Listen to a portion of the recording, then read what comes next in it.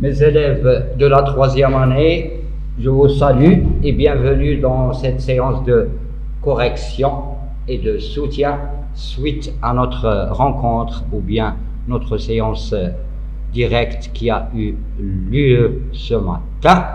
Donc c'est une séance de conjugaison où on va parler des verbes de premier groupe, les verbes en ER, et les verbes de 3e groupe et les verbes fréquents au présent de l'indicatif. Tout d'abord, il faut définir c'est quoi le temps du présent. Le présent, c'est un temps qu'on utilise pour décrire une action qui se passe maintenant, ou bien en ce moment, ou bien à présent. Il est aussi utilisé pour exprimer des habitudes, des actions et des choses qu'on fait souvent, qu'on a l'habitude de faire. De plus, on l'utilise pour parler de quelques réalités et vérités qui sont générales et mondiales, connues pour tout le monde. Par exemple, si on a une opération de mathématiques, on doit dire 1 plus 1, ça fait 2. J'utilise pas un autre temps. Ou bien, pour décrire un phénomène, le soleil se lève à l'est et se couche dans l'ouest ou bien à l'ouest. Donc, il faut utiliser ce temps dans des habitudes et pour parler des réalités mondiales. Bon, les terminaisons des verbes de premier groupe, ça veut dire les verbes qui se terminent en ER, sont normalement E, ES, ON, ONS, EZ et ENT. Pour les verbes de 3e groupe et les verbes fréquents, le plus souvent, on utilise ces terminaisons qui sont S, ST, ONS, EZ, ENT. J'ai dit le plus souvent, parce que les verbes fréquents et les verbes de 3e groupe, ils sont irréguliers, ils ont une conjugaison particulière, car leur radical varie ou bien change de temps en temps. Bien, on passe tout de suite à la correction de l'exercice numéro 1. La consigne dit, ou bien la consigne dit conjugue les verbes au présent. Dans la première phrase, on a le verbe aller. Remarquez bien, le verbe aller, c'est un verbe avec ER, mais il appartient à la catégorie des verbes de 3e groupe. C'est le seul verbe avec ER qui appartient à ce groupe.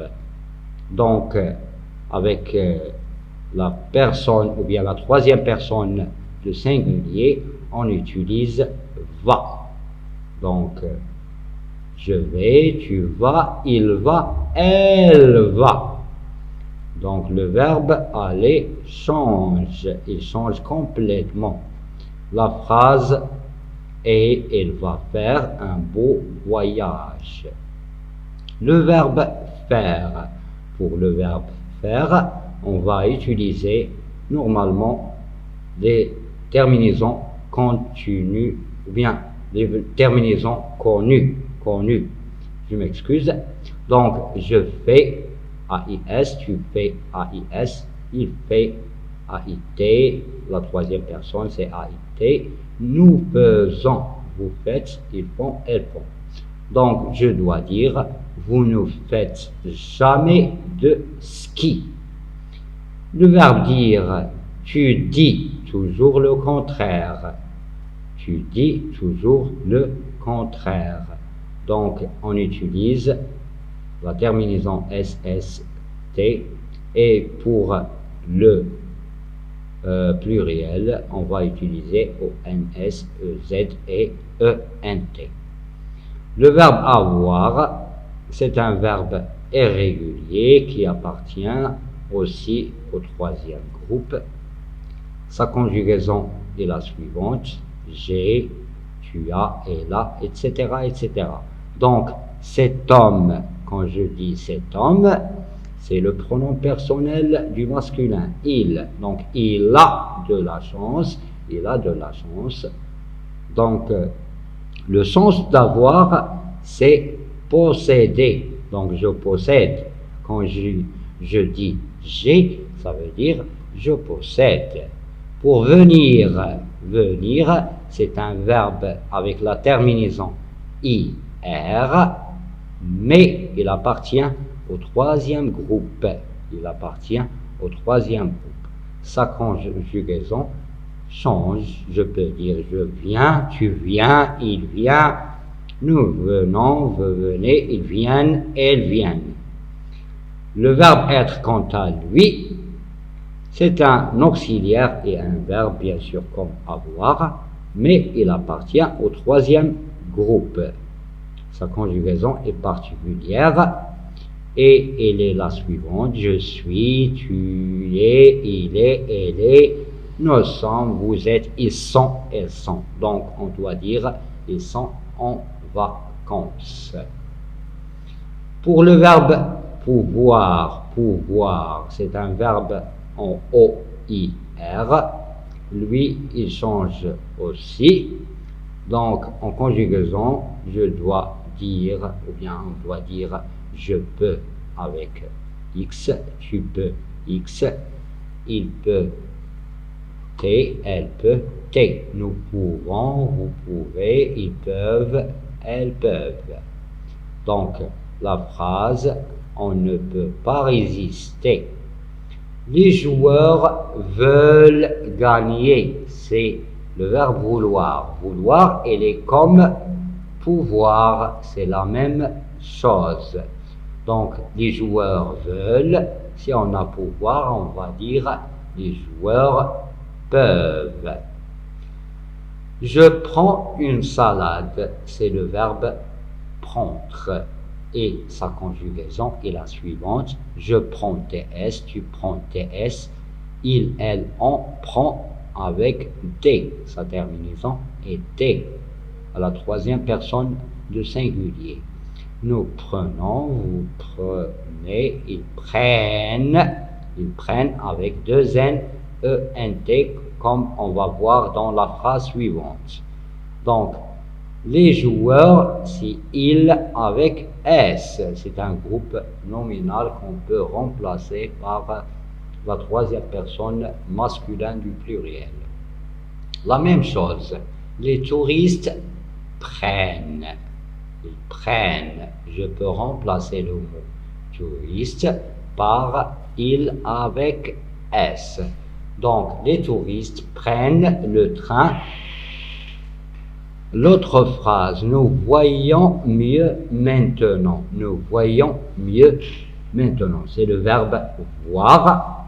Sa terminaison c'est O-I-R. Et sa conjugaison est la suivante: je vois O-I-S, tu vois la même chose, il voit O-I-T. Au pluriel, la première personne et la deuxième, on doit utiliser Y. Et avec il, S et ls, on va utiliser O-I-E-N-T. Donc, il voit O-I-E-N-T. Dans cette phrase, la première personne de pluriel, nous voyons mieux maintenant. La fillette crie très fort. Donc, avec E, le verbe, sa terminaison ici, c'est E. Elle crie. Le verbe crier, regardez bien, le ER, mais avant le ER, il y a un I. Donc, attention au verbe crier, plier, etc., etc. Bien. Donc, ce qu'on peut remarquer, c'est les terminaisons des verbes de premier groupe, ce sont le E, le ES, le EONS, EZ et ENT. Pour les verbes fréquents, ils changent, ils varient.